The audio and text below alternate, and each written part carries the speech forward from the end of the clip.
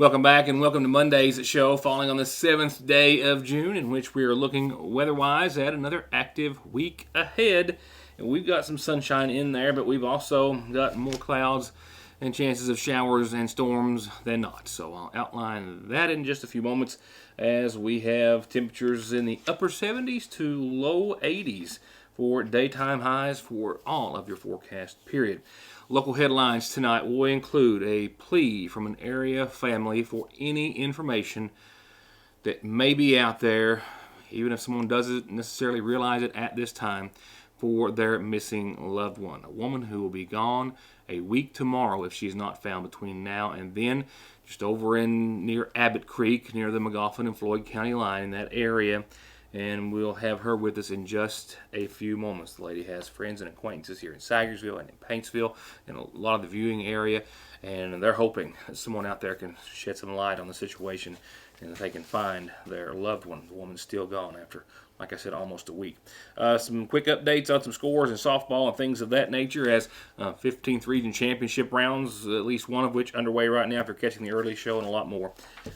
I rarely cover news of this or the like if it's not local or in the viewing area, as that, of course, is my primary focus. But you read and you hear of stories like this, and they also, in addition to needing to be known, so even though we may never know those involved, we can still offer our thoughts and prayers, but also just as a reminder that every time we get on the roadways, that we let our children get on the roadways, we all need to be reminded to stop, slow down, buckle up. And that even when you do, sometimes there are things that you just can't avoid. And that was apparently the situation over the course of the weekend. 2 wrong-way collisions in Fayette County, mind you, but one that, as you more than likely may have heard at least a bit about by now, claimed the lives of one family, 6 people in all in the crash. Understandably, an outpouring of support for the family, and now a man who lost his wife and their children in the crash. 2 GoFundMe pages, for example, illustrate that, both established or set up and organized by family and or friends, one at over 21,000, the other at over 15 just a few moments ago. It was also, as I think I understand, there was a priest who had driven by the accident just seconds after it happened and was so moved that he volunteered to pay for funeral expenses, I think, and has already made those arrangements at the respective funeral home. Nevertheless, for the crash itself, there was actually 2 wrong-way fatal crashes in Fayette County over the course of the weekend. One was a single fatality that happened on Sunday morning, but the one that claimed the lives of this family, all 6 people involved, happened on I-75.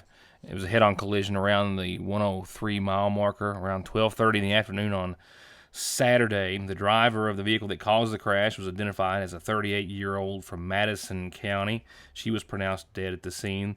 Behind the wheel of the other vehicle, the mother, at the age of 30, Catherine Green of Owenton, and 4 children in the car. Her 9-year-old Carmen, who was pronounced dead at the scene, but the mother and 3 other children, an 11 and a 5 and a 2-year-old, were all taken to UK where they were pronounced dead there. Several callers saw the vehicle. Many of them videoed it traveling in the wrong direction before the fatal crash, which was caught on video. I saw a portion of it, and it's just too hard to watch. Hard to comprehend. No details on the investigation as of yet. Don't want to make any assumptions, but that video clearly showed, those videos that were taken by many motorists, that I've seen a few of them, clearly showed the driver for miles heading down the opposite direction, actually traveling in the emergency lane at times at a significant and consistent rate of speed before hitting their vehicle head on. We'll have more details after the police release parts of their investigation. Governor Beshear today released his daily COVID update for today. A mere 36 new cases of COVID-19 confirmed today in the Commonwealth. I like hearing that, as well as that our positivity rate is down below 2.5%, well below at 2.28% today. Now, of those 36 cases today, it is to note that 6 were in kids 18 and younger.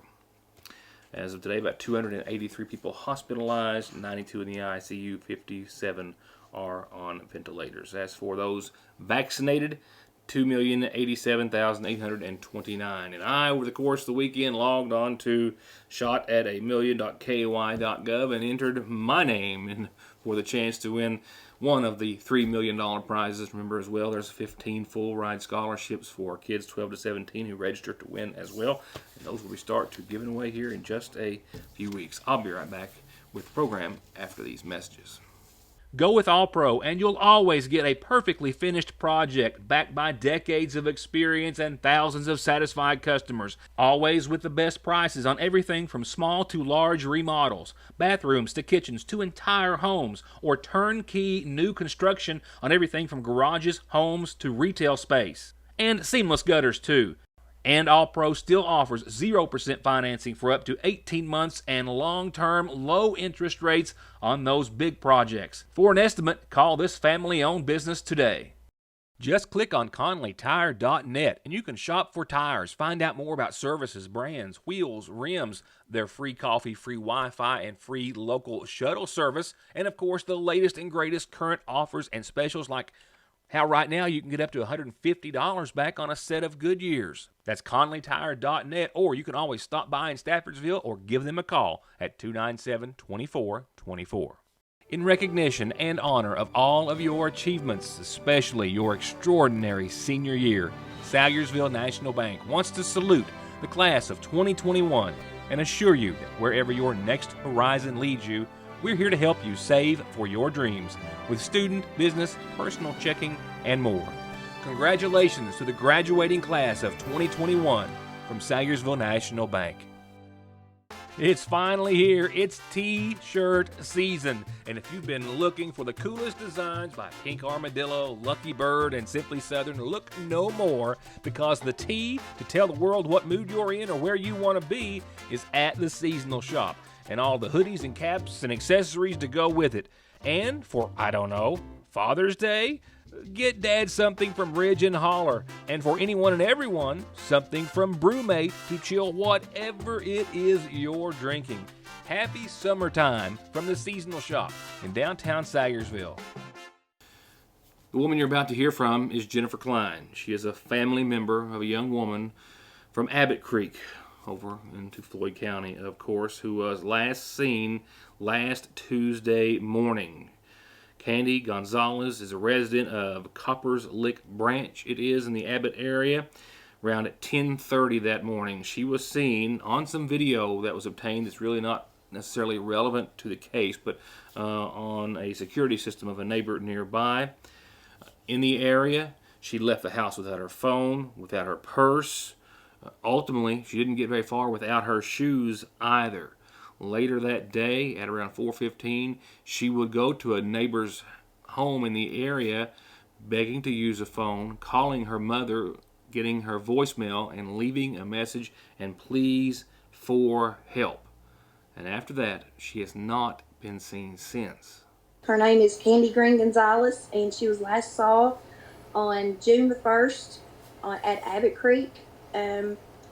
She was saw around 10:30 walking out of Copper's Lick Branch in the morning, and around 4:17 to 4:30 in the evening on pretty much main Abbott Road. She was saw in a neighbor's yard, and after that she's not been saw since.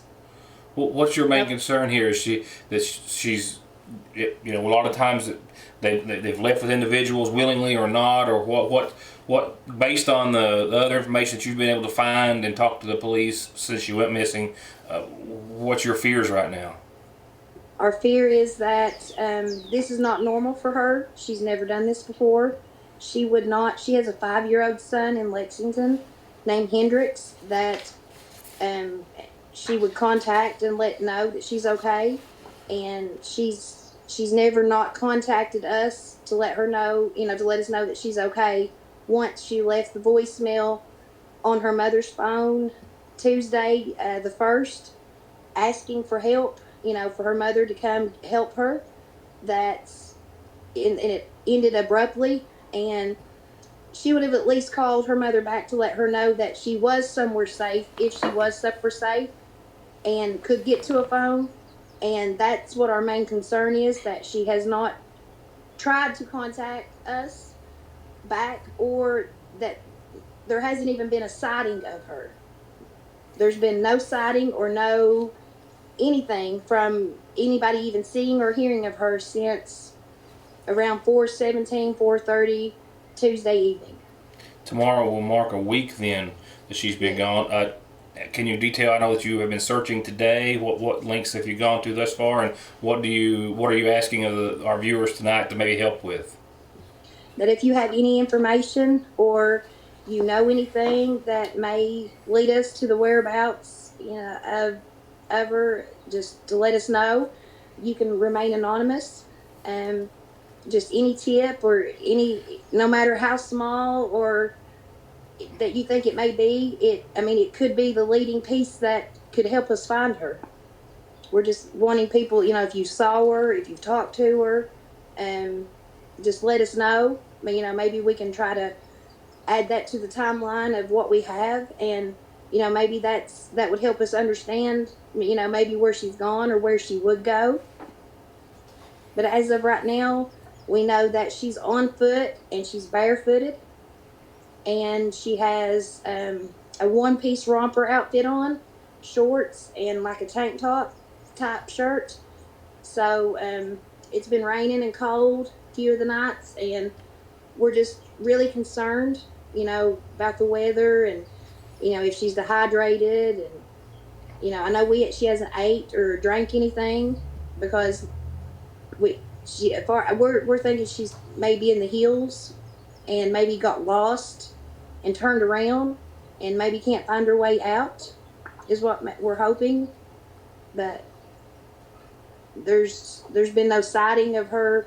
We thought maybe someone had picked her up and gave her a ride, and if you have, please come forward and let us know. You won't be in trouble. We just want to find our loved one safe. Jennifer told me that they found Candy's shoes later on that Thursday. The Kentucky State Police, as I told you last Thursday, I believe, has opened a missing persons case. Since then, they've used dogs, ground crews, helicopters to assist in the searches that have taken place over the weekend, one as recently as today. She has friends and acquaintances here in the Sagersville, McGoffin County area, Paintsville area as well, where she once lived, I do believe. If you have any information, anything at all, family is hoping for the best at this point, but as you heard, they're starting to have serious concerns as time goes on. I'll be right back. It's time to play the Lee's Famous Recipe Daily Lunch Special Game, where behind curtain number 1, we have our super tasty country fried steak sandwich. And behind curtain number 2, our famous chicken sandwich with lettuce, pickle, and mayo. And you can get either one of those on a bun or a biscuit. But wait, behind curtain number 3, our extra famous footlong with homemade chili. And all 3 come served with our famous hand-dipped potato wedges and a drink. Monday through Friday for lunch from 11 to 2 for just $5 plus tax. You're a winner either way you go at your Sagersville Lee's Famous Recipe.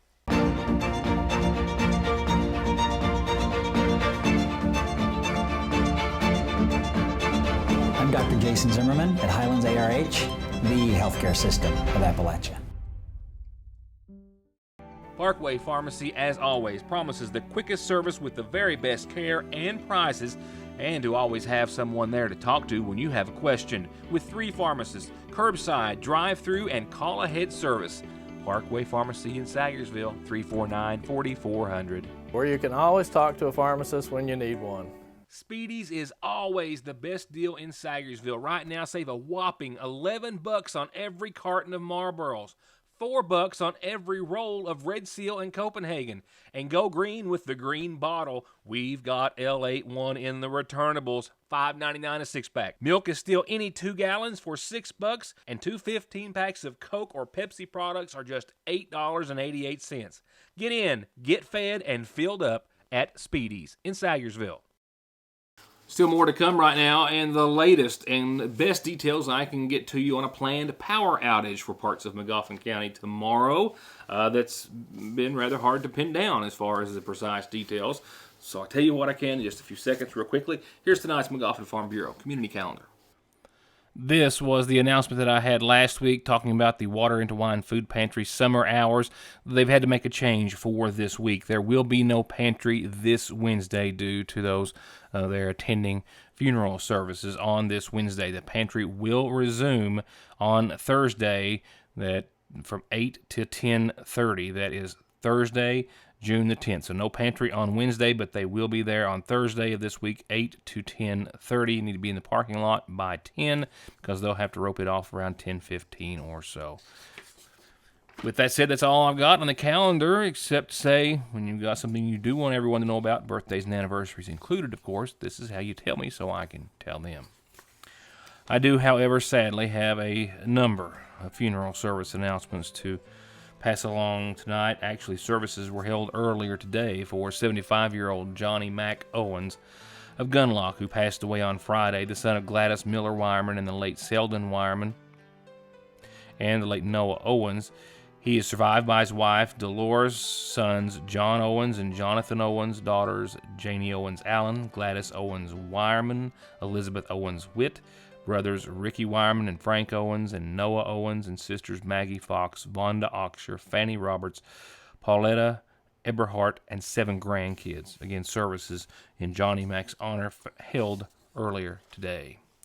44-year-old Gerald Gordy Pennington of Falcon, who passed away on Friday, will be laid to rest following services that begin tomorrow at 1. Son of Raymond Pennington and Nadine Connolly Pennington, he is survived by his parents, as well as son Connor Braxton Miles Pennington and daughter Sophie Madison Jade Pennington, as well as his sister Dina Pennington, brother Ramey J. Williams, and Lacey Jade Rudd Pennington, the mother of his children. Funeral services are to be held tomorrow at 1 from the Sagersville Trinity Full Gospel Church. You can call on the church for visitation this evening. And I am so heartbroken to say that the Candyman is passed. And everyone who knows him knows exactly who I'm talking about. A fellow that I've known since I was a little boy, and just a wonderful soul, Samuel Allen. Sam Allen passed away Saturday at the age of 84. Sam had been staying at the Martin County Health Care Center. He gotten ill and had been there for quite some time, and sadly has passed. Sam, as you know, is survived by a host of cousins and friends and a community that he will forever be remembered by. Funeral services for our Sam are going to start Wednesday morning at 11 from the Sagersville First Baptist Church, of course, where he was a member. Visitation for friends will be at the McGoffin County Funeral Home tomorrow evening from 6 till 9, and then, of course, services again at the First Baptist Wednesday at 11.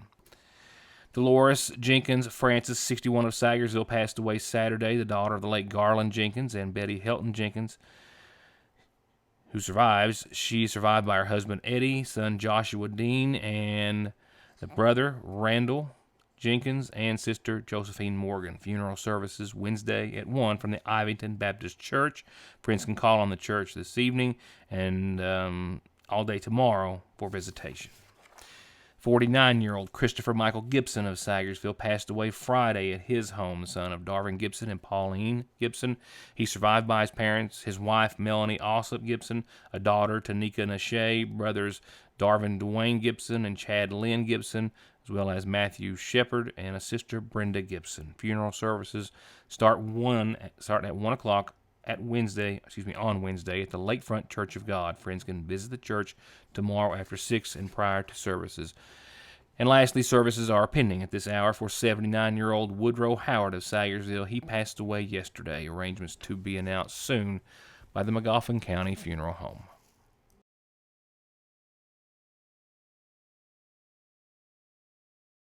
There's no missing that this is the new McFarland and Tinker Law Office location on the Mountain Parkway in the former Farm Bureau building in Sagersville, just like there's no denying that their nearly 60 years of legal experience has won their clients millions and millions of dollars in disability, auto accident, and wrongful death cases. It's where your case matters to you and to us.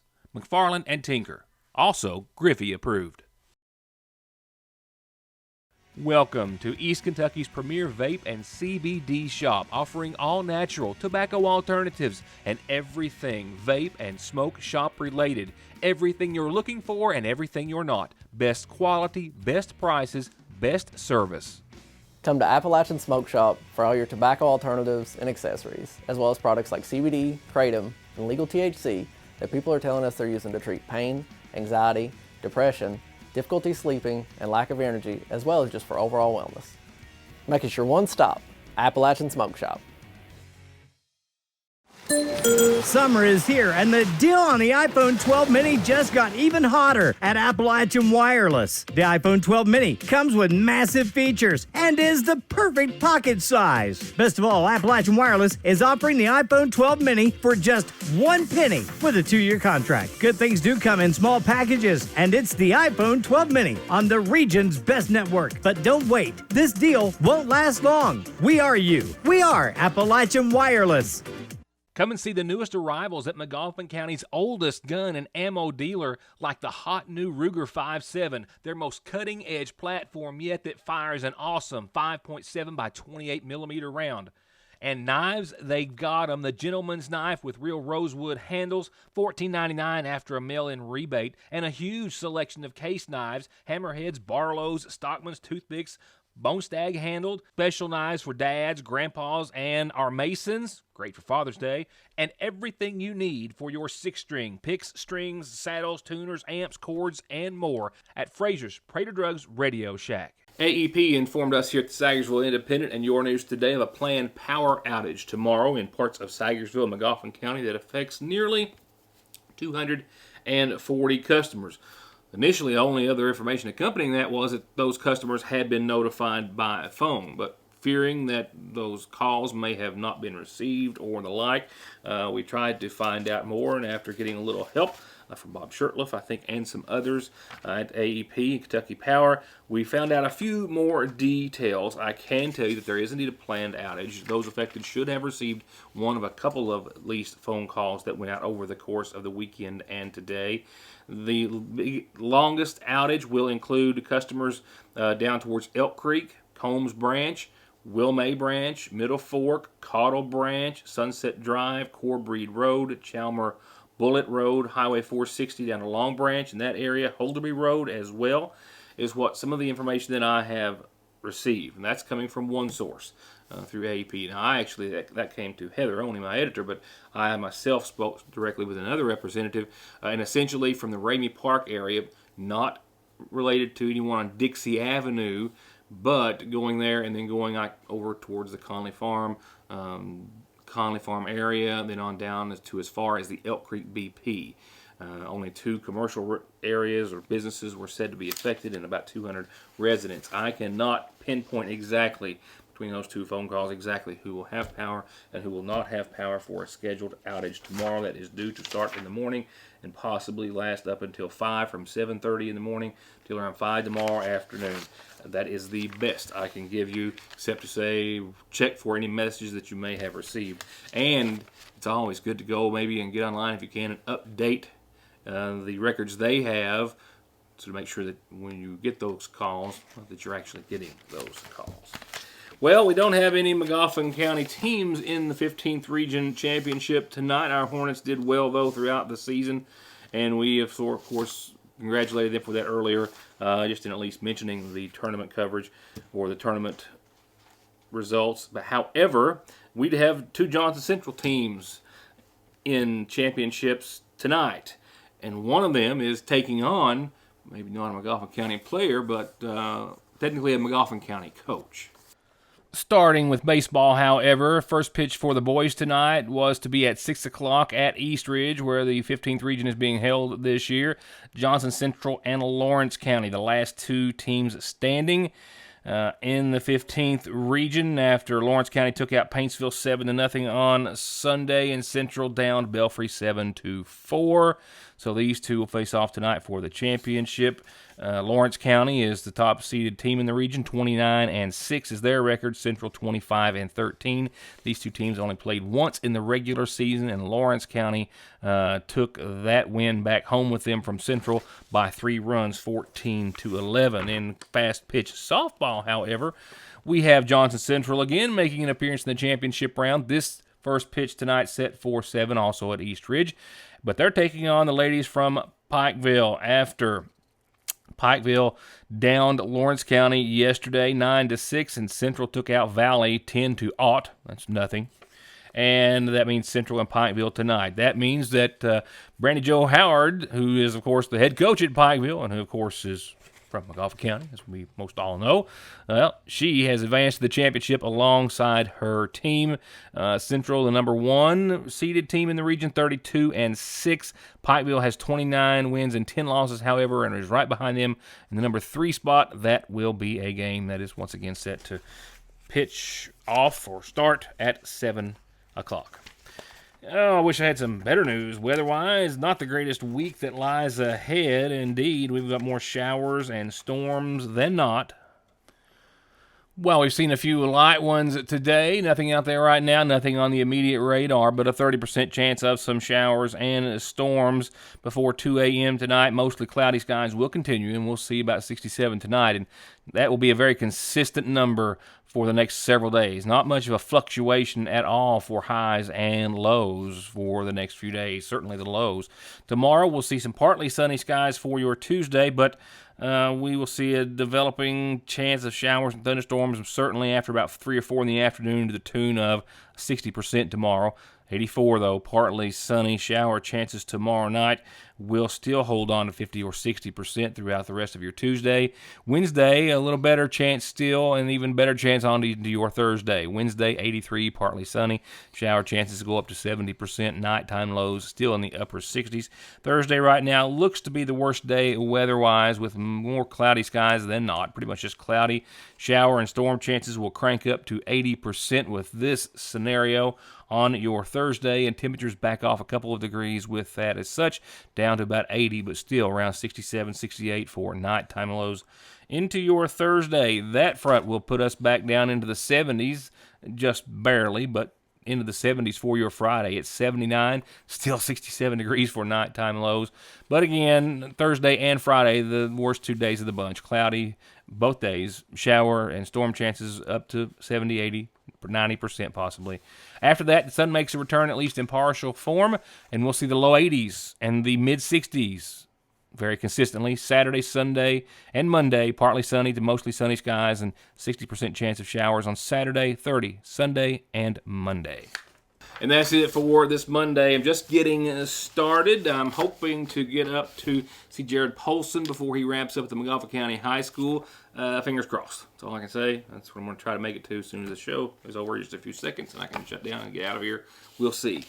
Regardless, I'll have something that you're only going to see here tomorrow night when I see you then. Thank you for watching.